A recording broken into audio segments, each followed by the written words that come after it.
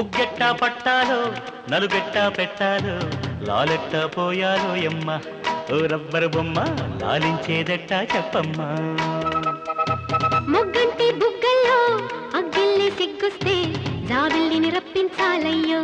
ఓ ముద్దుల కన్నా కౌగిట్లో జోకొట్టాలయ్యో నా కంటి పాపల్లో ఉయ్యాల వెయ్యాలా ఈ కొంటె పాపాయికి